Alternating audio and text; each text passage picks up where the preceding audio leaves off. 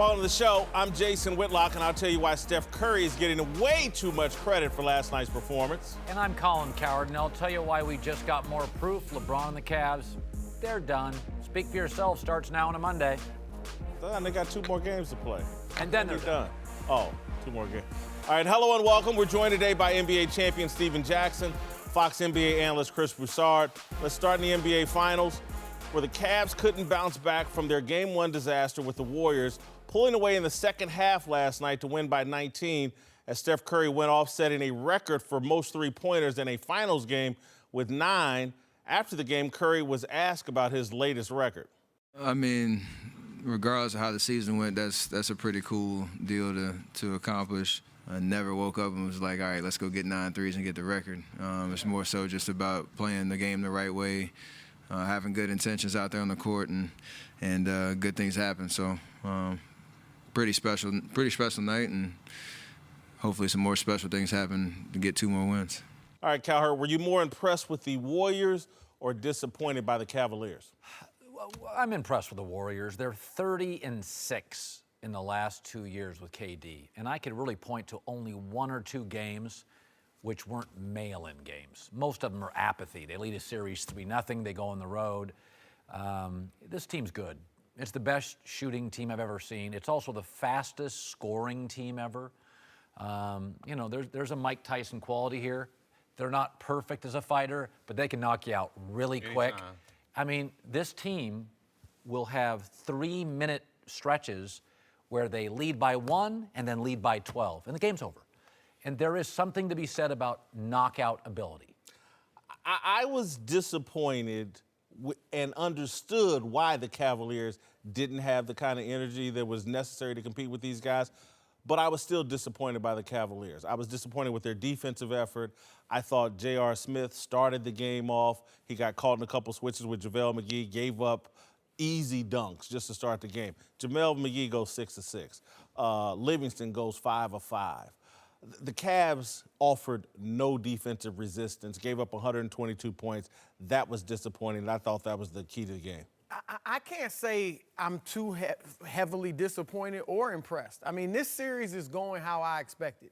I picked Golden State in 5, and I think that's what it's going to end up. I thought Game 2 lacked energy in general because there was no suspense. I mean, there were no lead changes.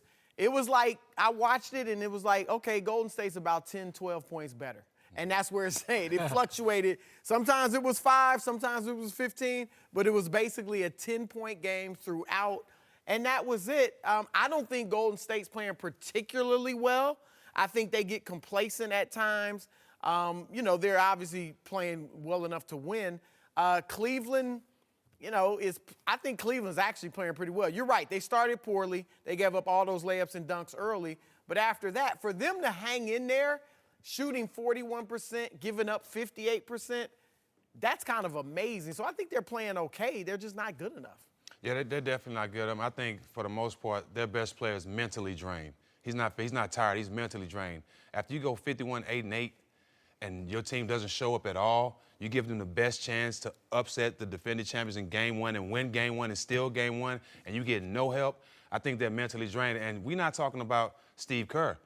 Even though they won Game 1, they made some great adjustments for Game 2. They sat in the lane more. They doubled LeBron post-ups. And what KD did, they sat down after Game 1, KD, this man just gave you 51-8-8. You better try to play better D. First play of the game, KD picked him up full court. So they made some great adjustments to continue to put their foot on their neck because Cleveland walked in that game with no energy. Adam Silver, remember when KD announced he was going to Golden State? Adam Silver didn't like it. And he's a pretty progressive commissioner. He's pro-gambling. He was like, I don't love this. This, if it's a sweep, is what he was afraid of. It's one thing to win championships. Michael was pushed 6 by Utah. Those were good series. Why would he be afraid of it? Well, because it's not competitive. If they win the next 2 games, they're 32-6 with a dozen games that are 20-point wins in the playoffs. The league needs to get better. Players need to get better. No. The only reason that game wasn't competitive is because the Cavaliers couldn't emotionally recover from the night before, right, or from the game before.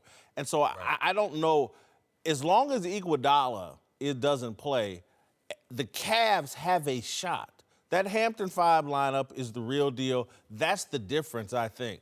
But if the Cavs show up with some emotional defensive energy, they can play with this team. I felt that last night. Hold on. They had to get 51, 8, and 8. That was one of the best performances I've ever seen of any player, and they still lost just to hang in there. The defensive end is why they were in that game. They played good defense in that game. They played virtually no defense last night. They just, from J.R. Smith's a shot fighter. But the first 8 points of the game, you seen Golden State was just walking, laying it up after layup after layup. The Cavaliers had 10 dunks. Gave up 10 dunks. That's a season high. That's no defensive end. This time of year brings us two things: graduations and Father's Day, and the gifts that go along with them. Before you buy Dad another tie or that grad a balloon that will probably float away, ask yourself this: does my dad or grad like wings or sports, or better yet, both? If the answer is yes, then get them a Buffalo Wild Wings gift card. Right now, if you purchase $30 worth or more in-store or online, they'll give you a $5 bonus to keep for yourself. That's a gift that gives back. How generous of you. Buffalo Wild Wings, wings, beer, sports. Terms and conditions apply. All right, well, after the officiating controversy in Game 1, Cavs seemed very focused on how the game was being called last night, especially LeBron, who was outraged by several non-calls, including on a play where he basically got tackled, which led to Ty Lue getting a tech. After the game, Tristan Thompson said the team just needs to move on. I'm over the referee. I'm over the referee. At the end of the day, if you don't give effort and you don't play hard, you never give yourself a chance to win. At the end of the day, you can control, you can control. You know what I'm saying? So just go out and play. Go out and play. Miss or make. You think you got fouled. You think it's a travel. You got to get back on defense and communicate. And that's what Golden State wants. They want you to hang back, complain to the refs, and complain because they're going to come down and knock a three in your face. So we can't be worried about that. Miss or make, we got to get back on the defensive end. All right, Whitlock, you think the Cavs are too into the officiating? I think the question's framed a bit wrong. LeBron James is too into the officiating, and Tristan Thompson, that's who he's talking about, and rightfully so. On both ends, I get why LeBron is over-focused on the officiating because of what happened in Game 1. He's got to let it go. They gave that technical foul. Everybody's afraid of LeBron, including the officials. They gave the technical foul to Ty Lue last night because they really wanted to tee up LeBron James, but they knew that could turn into a bigger issue, so they teed up Ty Lue. But yeah, LeBron is way too into the officials. It's affecting the entire team. It's affecting the energy of the entire team. It hurts him defensively in terms of getting back. LeBron's got to let the officiating go. That's all. He complains about the officiating. He gets a quadruple double most games because if you add in complaints to officials, he's over 10 in that as well. I get it. If I got into a car wreck driving to work today, next couple times I get in a car, I'm thinking about the car wreck. That's very human. I mean, I think Cleveland feels like we got robbed. And I think it's hard to get off that merry-go-round in life. If you go through a bad day, it's not like you just shut it off the next day at work. It's in your head, you struggle sleeping, you think about it before work, you think about it during work. I think the refs butchered Game 1, and I'm not sure, collectively, Cleveland's going to get it back. I'm not sure they are. I think Tristan Thompson is saying what a lot of people are thinking. You saw that video of LeBron that surfaced this morning, of LeBron. Yeah, we're going to get into that. I mean, it's like, that looks like a guy that's done with Cleveland. Well, the thing is, they know they're so overmatched, and particularly LeBron knows it, that they have to essentially be perfect to beat this team. And they felt like they played almost a perfect 48 minutes in Game 1 and lost it. I think that's one reason they were so deflated for the overtime. But now they feel like, okay, we got to be perfect, and the officials are against us a little bit. Whether that's true or not, they feel like they have gotten the bad end of some calls. I'm not mad about the overturned block because I thought it was a block. So I'm not mad about that. But there were a couple calls on LeBron when he stripped Durant. There was a Kevin Looney foul. And even, look, that last 2-minute drill or whatever they call it, the 2-minute paper that they put out, that's not helping. At all. Because when they see, wait a minute, first of all, LeBron should have been shooting a free throw because they said Draymond fouled him. And then secondly, George Hill should have gotten another free throw. This is big stuff. If George Hill gets that other free throw, I assume he probably would have hit it. So that's a win. And you're talking about winning game. Like, that's got to upset you if you're Cleveland Cavaliers. Well, and it should. The charge situation in game one, they got that call right. If you take a charge, it has to be directly in your chest. So he shouldn't be upset about that. I think if anybody has the right, LeBron has the right to be upset because a lot of calls didn't go his way. But welcome, LeBron. It's been many a times where defenders like me or guarding star players at the end of the games play great defense and you get the call. So now you see how we feel. Welcome to our world, LeBron. You can't get every call. Now, Tristan Thompson, you saying we need to move on and you need to worry about what you can control. You had 5 rebounds. Like, you haven't been doing anything this series. Don't worry about what LeBron doing. He's doing his part. If he complains, so what? You need to do your job. Everybody on the team is saying we need to move on. You say this every game, and you guys still haven't been contributing. This man is out here by himself. Any frustrating LeBron? Had 4 guys in double figures last night, Steve. You put up 51 points and you can't win? No, we're talking about game 2 now. Game 2, he did everything he could. Like you said, the defense was more the He did everything he could. What did Tristan Thompson do? He's part of the defensive problem because of the complaining to the officiating. I don't think so. I don't think him complaining has nothing to do with their defense. Yes. Is he complaining more than they always complain? Draymond complains more than anybody. Yeah, no one complains more than LeBron. It's a negative energy that he's putting into the air that drains the team. Look, carrying J.R. Smith is burdened enough. If LeBron's going to whine and complain and act like a victim, that's an additional burden. And look, I know how great the man is, and he got robbed in game 1, and I feel sorry for him. But I guarantee you he knows today the only chance in game 3 is to let it go.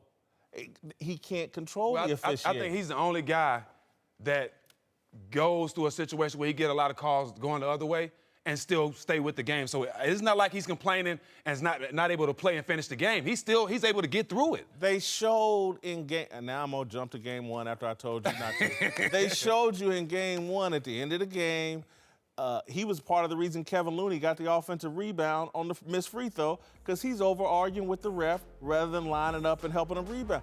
This kind of stuff adds up. When you play in a team that has more talent than you do have to be damn near perfect. Right. And his attitude has to be more perfect. Welcome back, Steven Jackson. Chris Broussard return. Let's return to the finals where some new footage turned up. Cavs looking dejected on the bench in the moments after J.R. Smith's blunder in game 1, especially LeBron. It's like my kid when I tell him he can't have ice cream. Looked completely destroyed after finding out from Ty Lue. Team had a timeout and didn't use it at the end of regulation. Whitlock, does the Cavs' body language here prove this series is over? No, it proves why they had so much trouble in overtime. It proves why they had so much trouble in game 2. Game 3 on Wednesday is a whole new opportunity. I don't blame LeBron for having a hangover and for being devastating the whole team. But look, I never count LeBron out until someone wins game 4. They were down 2-0 previously to this team and won a title. So this isn't the first time they've been in this situation. Until there's game 4 and someone wins it, and until Iguodala comes back on the court, I think the Cavs got a shot. I think LeBron's done. I think he planted 3 stories before the series. And I think, when he called Rachel Nichols, they asked all the right questions. He goes, I didn't want the KD or Kyrie trade. I didn't want to fire David Griffin. Working relationship with the owner. He planted those. LeBron didn't just throw that out there accidentally before the series. Softening the blow before the breakup. Now he's got this. This is an easy one. If LeBron says, man, I need a reboot, man. I didn't get the support I need. Who's not going to back him? You can't blame him. The thing is this, he doesn't have to do all that to leave Cleveland. Like, this is not, when he leaves, this is not going to be like 2010. Yeah, with the press conference and all that. And I don't think the city of Cleveland's going to trip. Like, it's going to be more like, thank you. Mm-hmm. You came back, you got us our first championship in more than half a century. We're thankful. I think they would understand that he's leaving now. So Look, I get why he was mad. He's like, look, JR, I'm not asking for 25 points. Just know the score. Ty Lue, I'm not asking you to be Red Auerbach. Just call a timeout. He's pissed, but it's not a good look. Yeah, I don't like to blame Ty Lue for not calling a timeout. Ty Lue was sitting there thinking, what, the guy's got a rebound. Surely he's going to shoot. Well, but you got to know that. Everybody. You could see he wasn't. Everybody has to be engaged. Yeah. You know, everybody has a job to do. You know, they make jokes about LeBron being the coach, but he can't do everything. Perfect example. You seen Brad Stevenson call that timeout with 8 seconds left and against Philly and call that out of bounds play. But it was on the other end. He ran on the court. Right. But that's what I'm saying. He ran on the court and got the timeout. T. Lue could have ran on the court and got that timeout. He's at the line with 4.7. He grabs the rebound, and Ty Lue, he ain't calling a timeout then because he's like, well, surely he's going to shoot this shot, this little 5-footer. He had time to dribble all the way out to half court. So, yeah, maybe at 2.5, you can call, but you're telling me you're not sitting there shocked? Okay, but you have to be locked in. Jason, look at that reaction. You got to be locked in. That's telling you he's furious at Ty Lue. I know he's upset. He's blaming everybody. He's got to stop it. And that timeout, he was done with JR. He asked T. Lue. We had timeouts, and as soon as he said we had a timeout, he was like, I can't believe that you didn't call a timeout. If I was disappointed with you, and you look at me, and I put my head in my hands, I can control myself and not do that. I'm sending you a message. I'm really disappointed. Well, so you sound like you think he's thinking this is a way for me to get out of here. LeBron is so mad. I think LeBron was so. You got like a million kids. He ain't thinking that. You got a million kids. You've never been disappointed. You've never done it, and you get over it. I'm not. I don't have a net worth of $500 zillion. I am not the king of the world. You're not making $2 million a week. No. Like I don't know. When I look at that video, it just signals an exit to me. He's frustrated. We know he doesn't like the owner. Now he doesn't like the coach. I think you're reading too much into it as far as his future. He liked T. Lue. He's gone, but where I agree with you is that's a bad look for your team, right? You can't go in, like you said, you can't go into overtime when your star is just like feeling that way and everybody sees the entire thing looked like a bomb had just went off and everybody was in a daze. They didn't know what to do. Yeah, because nobody expected George Hill to miss the damn free throw. No one expected JR. Look, guys miss free throws, and I don't even like George Hill. He's an 80% shooter, though. Guys miss free throws all the time. In the history of what was unusual was what JR did. Missing a free throw in a clutch situation, that happens damn near every game. Not being locked in? Yes, that was the unusual thing. And just the silence in that huddle. No one knew what to say. Don't you think LeBron, last night, Kevin Durant, Curry gets hot, comes to the sideline, and Durant's there to meet him. When's the last time LeBron was on the bench, a teammate was great, and LeBron could celebrate somebody else doing something? Never, because nobody's been great this year. Don't you think LeBron is watching Kevin Durant in this series and thinking, Jesus, man, he's in first class, I'm in coach? No, because LeBron does a great job. He keeps everybody on their team feeling like they're a part, even though they're not doing their job on the court. Look at the handshakes. Look at the suits. He makes everybody feel a part of this team. He can't make them go out there and do their job. He's doing his job, so he should be frustrated that I'm doing all I can, even more than what I'm supposed to do. We taking your job, their job, and it's still not getting done. J.R. Smith is the only guy that should be walking around with his head down. The rest of these Cavaliers that we're taking a dump on and they ain't done this and they ain't done that, I think we're going way overboard. If LeBron James wanted to be surrounded by all-stars, he would be surrounded by all-stars. This is a choice he made. And you have to live. He built a team that had 2 all-stars, Kyrie and Kevin Love. Right. He would have handled Kyrie better if he valued that. He had nothing to do with that. I can't blame him for Kyrie. He had nothing to do with that. Kyrie thinks the world's flat. Still. I mean, he's a little bit of a head case. I can't name drop, but he had nothing to do with that. LeBron had nothing to do with that. Kyrie's got a little bit of a... You don't think Kyrie's a little bit of a head case? He's not a head case. He thinks the world's flat. Everybody's a head case, I don't Cowherd. think Kyrie's a head case. I just think everybody wants to be on their own at one point, and he's good enough to carry his own team. Yeah, he's good enough to do that. Why wouldn't he? Welcome back. Steven Jackson is back, and we're joined now by Fox Sports Radio host Doug Gottlieb. Let's return to the finals. where Steph Curry caught fire in the fourth quarter and ended up with a finals record 9 3-pointers, helping the Warriors turn last night's game into a rout and take a 2-0 series lead over LeBron and the Cavaliers. Cowherd, were you impressed with Steph's performance last night? Yeah, I compared it today on my radio show to Tyson. Tyson wasn't the most refined boxer, didn't jab much. At the end was kind of sloppy. But, man, he had the fastest knockout punch. Mike could end any fight against anybody, even Lennox Lewis, one swing. Steph is the fastest scorer in league history. He doesn't play any defense. He doesn't have a, you can push him around. But, man, he takes games that are 4-point games and makes them 13-point games like that. And there is a knockout quality to him. And, by the way, his threes feel bigger than everybody's threes. Because when he hits a three, Oracle feels like, okay, here it doesn't feel like a Clay three. Doesn't feel like a Kevin Love three. There is a knockout quality to him that's really impressive to me.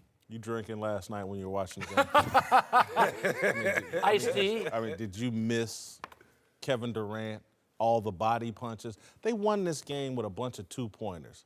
All that was icing on the cake, all that stuff Steph Curry did. Kevin Durant's efficiency put him in position to win.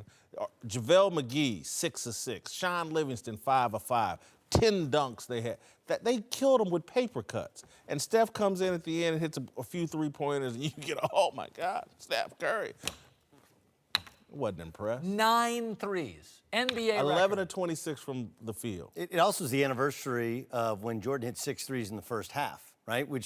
But that game was over because he hit 6 threes in the first half against the Portland Trailblazers, where I'm more in Jason's camp here.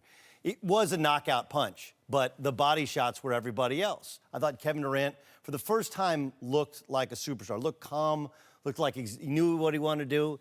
He had much more attention to detail defensively. I thought their game plan was better yesterday in that they took the ball out of LeBron's hands. Livingston's scoring gives them a fourth option, something they badly needed. JaVale McGee giving them 6 buckets that really helped. And then, yeah, look, this is who he is, though. Steph Curry has changed how we look at what's a good shot and what's a bad shot. Because he takes shots that you're like, no! But now when he takes them, you're more surprised when he misses than when he makes. He's an incredible shooter, incredible shot maker. He can get exposed defensively. I don't think he was the reason that they won, but he did finish the job that everybody else set up for him. He's 6 of 20 before he made that last run shooting the basketball. Very few players will ever get a chance to keep shooting after they're 6 of 20 from the field. A lot of people say they didn't look good, but as a team, they looked great as a team last night. And I think KD figured it out. Like, he understands. I need to get the ball in the shot clocks at the end of the game in the fourth quarter to seal the game. Steph, y'all make the shots, but those same bombs that you're talking about that Steph hit, Clay hit the same shots. Those same threes are all finishers. They all hit the same, but as a team, they played great as a team. Everybody contributed. Everybody was on the same roll. And to contest what he said about KD mind frame was different. He approached the game way more calm. As you said, he was locked in on defense, and he understood I can't come out and just shoot the ball.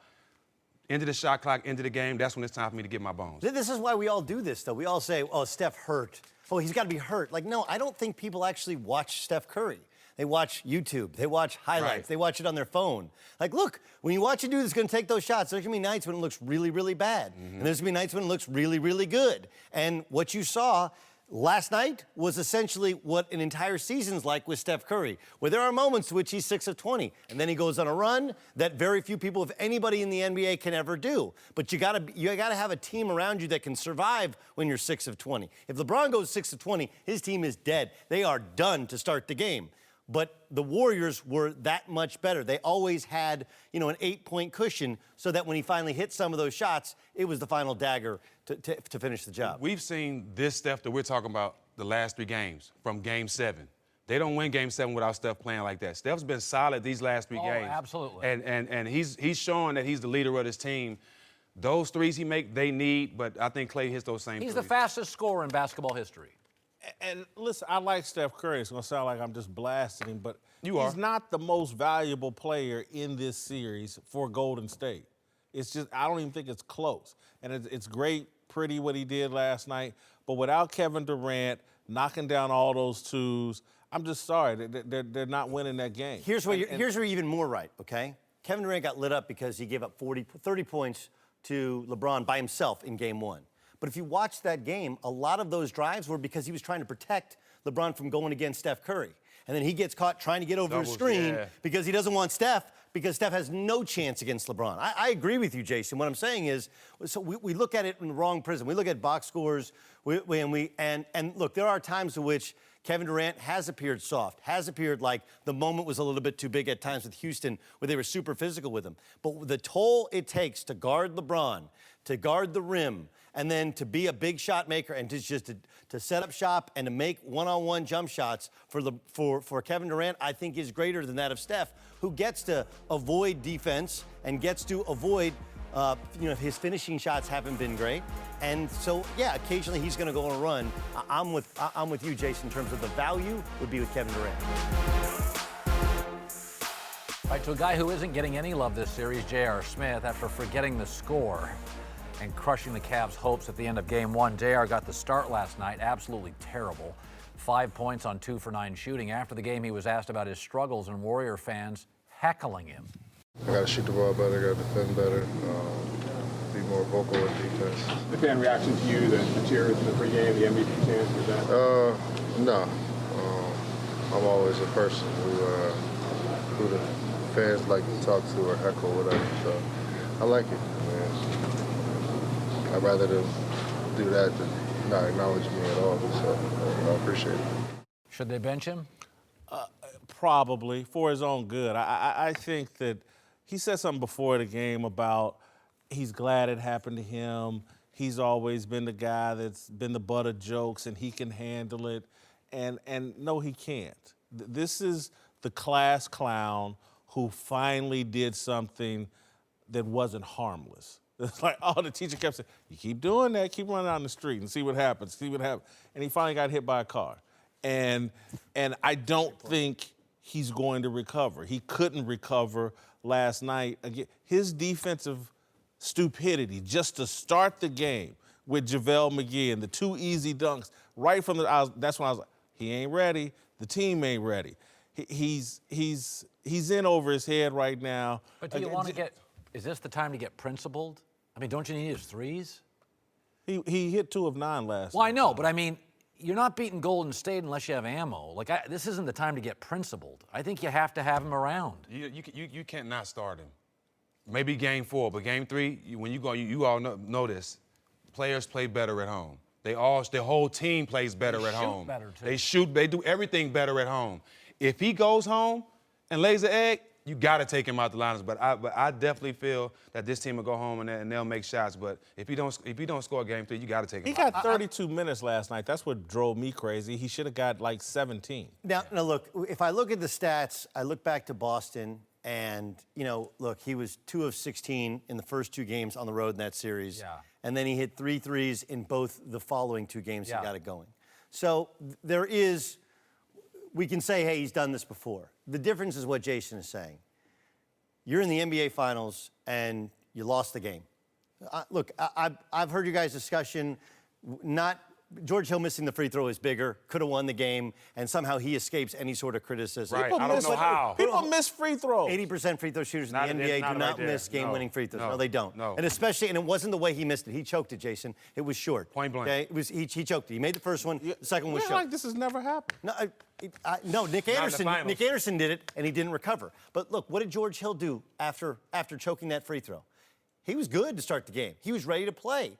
Whereas J.R. Smith, if you blow an NBA Finals game, you should be over the next day waiting. I can't wait to get back on the floor to prove that I'm a really good player. He actually had the balls to say, hey, I'm honored. It's great for me to play with LeBron. LeBron gets to play with me too, right? Which is funny. And you're like, man, I love JR. But then I would have thought last night he's going to give us 25 to prove, hey, there's a reason I'm on this team. He didn't. He laid an egg. He looked completely overwhelmed by not just the moment of playing in the finals, but by being the guy who let the team down and letting LeBron down. I'm with Jason in that his reaction was so bad in his play last night.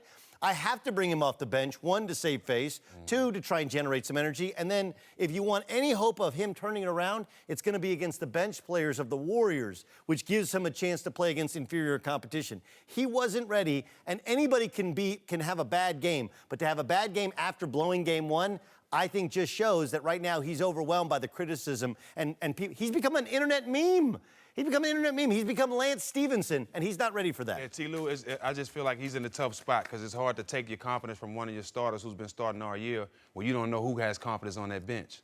You know, it's kind of hard situation T. Lou's in. Who has confidence? Yeah, I mean, even though JR is off, I and even though he's understand. missing, who else has But, confidence no, over I mean, here? look at Jordan Clarkson's been awful. Rodney Hood. Everybody's been awful. Rodney Hood's clearly out of the rotation. They're not playing Kyle Korver a ton because of matchups. So- You're running out of players. So hold on. You give Rodney Hood a look. You also have Sadie Osman over there. No. Who look? Absolutely not. Well, no. Absolutely Your not. problem last night was not offense. Your problem last night was you couldn't He guard. can't guard and- nobody over there. He's a lot better than what you can't put Korver in there. Yeah, you're right. You can't put Clarkson in there, like you said, right? Right. And Clarkson's basically a turnover when he gets it offensively anyway. Right. So I would at least get somebody. At least Sadie Osman's going to play really gonna hard. compete, By the right. way- He's going to. But give me guys that play hard. By the way, Right. we're I agree sitting with you here. on that. We're sitting here all picking guys. This isn't a very good Cavs roster. I mean, no, seriously. There's two guys you don't like, two you don't like. I mean, it's like. But hold on. Rodney now. Hood has put up numbers in Oh, this league. Rodney Hood. But wait, Rodney Hood compared. What are the Warriors throwing out there? We're talking about. They're throwing out there JaVale McGee. Sean Livingston's a nice player. Kevin Looney. He's on one leg. He can't. But the difference between you putting JaVale McGee, Sean Livingston, those guys in, they coming in knowing they role. Yes. These guys coming in don't know if they're going to get the ball, where I go, who I guard, nothing. Relegate. They're relegated. You They're relegated. told me the definition. Yeah. I forgot it. All right, welcome back. Doug Gottlieb here now, joined by the founder of the Big League, Jason McIntyre. Let's move to the NFL. Interesting story. And an old story about Peyton Manning just got new life. Almost 3 years after Al Jazeera faced a serious backlash over a report that Manning used HGH, a new report says Al Jazeera has claimed in court documents that Peyton's attorney confirmed the quarterback had used HGH. After all, Manning's attorneys are denying the new report. Whitlock, would you, lose respect for Manning if it were true? No, and I've been pretty consistent on this. I don't really care about performance-enhancing drugs, and that doesn't mean I'm promoting it and people should use it. What I mean is, until we deal with the facts, and look, performance-enhancing drugs have always been involved in professional sports. But now that we've dumped so much money into professional sports, and you can make generational wealth playing professional sports, you're kidding yourself if you don't think some guy isn't going to do whatever is necessary to be healthy and participate and play in that sport. I was never bothered by the allegations against Barry Bonds. I didn't think much of the allegations against Lance Armstrong. The hypocrisy bothered me a little bit. But if Peyton Manning was one of the greatest football players I ever seen, I like his personality, I like the way he carried himself, I would lose no respect for him because I couldn't say if I had that same opportunity to be an all-time great player, I'd do whatever it took to get on the Well, field. I disagree with that, but he was an old player trying to get healthy and back on the field. It's different. If you smoke pot every day just to get high, it's one thing. If you smoked it because you had a back and couldn't sleep without chronic pain being eased, it's different. If he was at 24 years old using it to be bigger and stronger, I got a problem. At 38, he was just trying to get back on the field. It's not like he was elevating in his prime. If a baseball player at 37 has a bad elbow, and I mean can't play, and he wants the healing process, but if you're at 24 and you're using it to hit more jacks, I see it. So where's the cutoff? What if he's 27 and he's got a chronically bad elbow? Can you then use it then? When HGH is used to alleviate pain or remedy a physical limitation due to injury, it doesn't bother me as much. That's okay. Let's use the marijuana. That's like the medical marijuana Right. in California, which became a running joke. Like what couldn't you get medical marijuana for if you really wanted to? And look, I'm the actually opposite of Jason on this. I'm not a performance-enhancing drug guy. I don't think it's okay. I'm sick to my stomach over the fact that Barry Bonds has his name in the record book as the all-time home run king, whereas Henry Aaron, who did nothing wrong and fought far as we racism and know. did it. But whatever. The fact is that I have the exact opposite view. But as for Peyton Manning, yeah, we lose respect for him. He's somebody who carries himself like he's regal. He's the first family of football. And the reason that no one, even Peyton, hasn't come out and said, yeah, I did this, I was 37 years old trying to get back on the field, because they know it was wrong. No, it was wrong. What brought down the story was two things. One, it was Al Jazeera. And we didn't, and most Americans look at Al Jazeera and they think that it's footage of somebody who's potentially a terrorist. They have no idea there was a legit news organization. And secondly, Al Jazeera went out of business, right? That's the two things that went wrong. So I would lose respect for Peyton Manning if this story were true, but I also want the facts to actually come out, and I think ultimately court documents will tell us whether or not he did or did not use HGH. Yeah, so we're talking about a guy who was 39 in his final year, had 7 TDs and 19 interceptions. There's some awful numbers like that. And that's with HGH, and I'm supposed to be upset about that?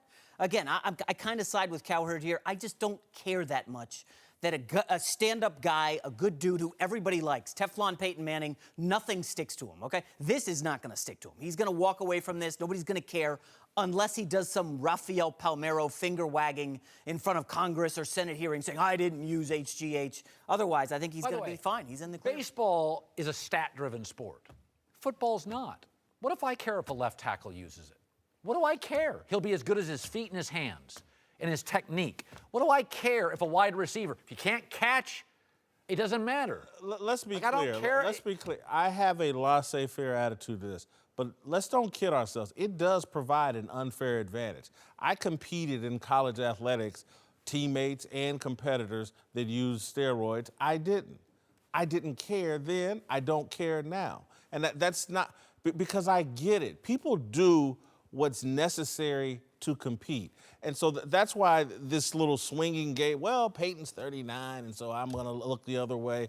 I just think you got to have one standard, because I can tell you stories about some kid trapped in the ghetto or trapped somewhere that his only way out is through athletics, and so maybe he cuts the corner as a kid to get a scholarship to move his life along. I can't judge that kid harshly either. I knew some guys that couldn't compete athletically just with their natural gifts that I played with or played against that used that little extra boost or whatever to play. I wasn't upset about it then. I ain't upset about it now. Don't you feel the Patriots are getting an edge some way? The Patriots. Well, I mean, the whole point is sports is about getting an edge. Yeah. Analytics. Yeah, but the Patriots, I think what I've always actually respected about the Patriots is find a legal edge, find a gray area, if you will. Okay, there isn't a gray area in HGH, a gray area in terms of the rules.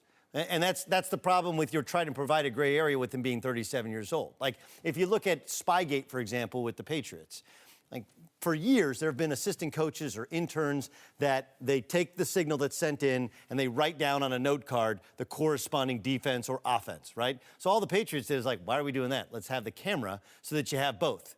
Makes sense. It's brilliant. It is, in fact, a gray area, except the league was like, no, you can't do that, and they end up getting caught doing that, and they got punished very severely, I might add. So the point is that trying to find a legal edge is different than trying to find an illegal edge. And do I feel for guys that come up through tough means and this is their only way out? Absolutely. But I also feel for guys that work their ass off their whole life and they get beat out to get to the pros, baseball, basketball, football, by a guy who cheats the system and cheats the rest of us an opportunity.